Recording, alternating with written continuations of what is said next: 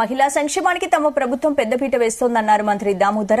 2 కోట్ల రూపాయలతో మెదక్లో నిర్మించిన భరోసా కేంద్రాన్ని మెదక్ ఎమ్మెల్యే మైనంపల్లి రోహిత్ రావుతో కలిసి ప్రారంభించారు.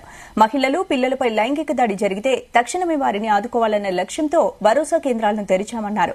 మహిళలు, చిన్నారులు మానసిక వేదనకు గురికాకుండా కాపాడే విధంగా ఈ భరోసా సెంటర్ పనిచేస్తుందని తెలిపారు. ఎలాంటి అత్యాచారాలకు గురైనా తక్షణమే వారిని ఆదుకోవాలి, వారికి సైకాలజీ కౌన్సిలింగ్ ఇవ్వాలి, కేసు రిజిస్టర్ చేసేటట్టు కోఆర్డినేట్ చేసుకోవాలి, హాస్పిటల్ ట్రీట్మెంట్ ఇవ్వాలి, కేసు రిజిస్టర్ అయినప్పుడు ఆర్థిక సహాయం చేయాలి,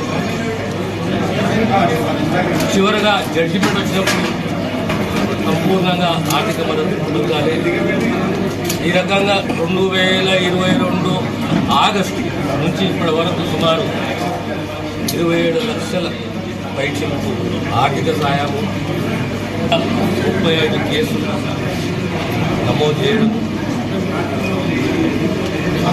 ఒక రకంగా ఈ కాన్సెప్ట్, ఈ ఆలోచన, ఈ ఆచరణ అనేది మహిళలకు, పిల్లలకు భరోసా ఇచ్చేది, ఆదుకునేది,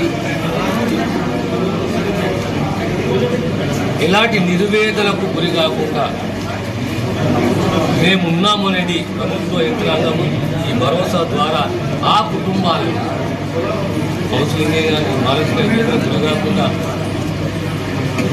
కాపాడే విధంగా ఈ ఆర్గనైజేషన్ పనిచేస్తుంది. ఈరోజు